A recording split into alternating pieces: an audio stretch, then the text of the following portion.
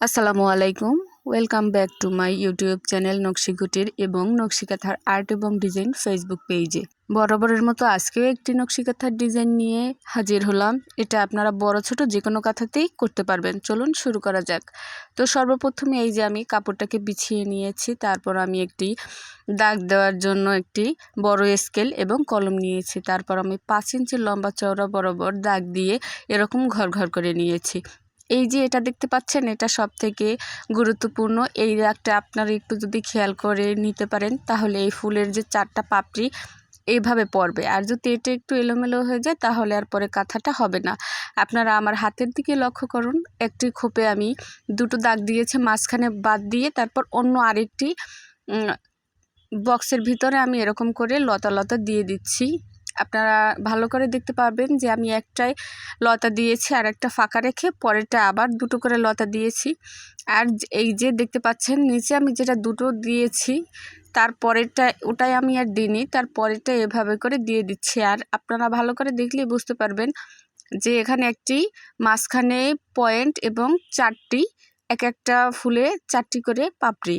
ফুলগুলো সহজ হবে যদি এই ঘরগুলো আপনারা ঠিক মতন মিলিয়ে করতে পারেন। ঘরগুলো এলোমেলো হয়ে গেলে ফুলগুলো আর ঠিক মতন আঁকা যাবে না। এই যে একটু ভালো করে ঘরগুলোই লক্ষ্য করবেন তাহলেই হবে। তারপর আমি এই যে আমার ফুলটি এঁকে নিচ্ছি, বা পাতা, যেটাকে আপনারা ফুল পাতা যেটাই বলা যায়, এটাই তো কাঁথার মেইন।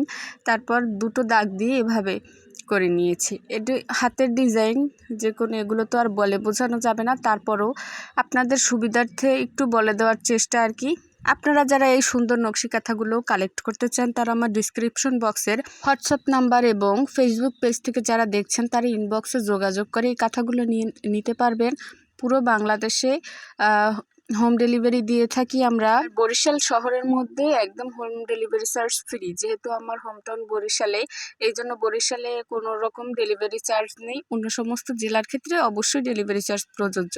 আমাদের পেজ থেকে আপনারা বড় ছোট যে কোনো ডিজাইনের কালার, কাস্টমাইজ, সুতা, যে কোনো রকমের ডিজাইন বলে আপনারা করে নিতে পারবেন। আমরা আপনাদের সেরকমই করে একদম হুবহু দেওয়ার চেষ্টা করব।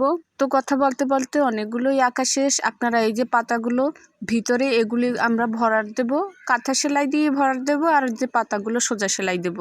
সিম্পলের এই মধ্যে এই কাঁথাটা দেখতে দারুণ লাগে। আর আমি এরকম আরও কয়েকটি কাঁথা করেছি, অলরেডি আপনাদের সাথে শেয়ার করা আছে। কালোর উপরে আমি করেছিলাম, তারপরে এটাও আমার একটি অর্ডারই, কালোর উপরে, এটা সাদার উপরে আরেকটা আপু করতে দিয়েছে, তাই আমি এটা তার জন্য করে দিচ্ছি। ফুল আঁকার পরে কর্নারে প্রায় সময় এরকম 2-1টা ঘর ফাঁকা থেকে যায়, সেই ক্ষেত্রে আমরা এরকম একটি করে পাতা দিয়ে দিব।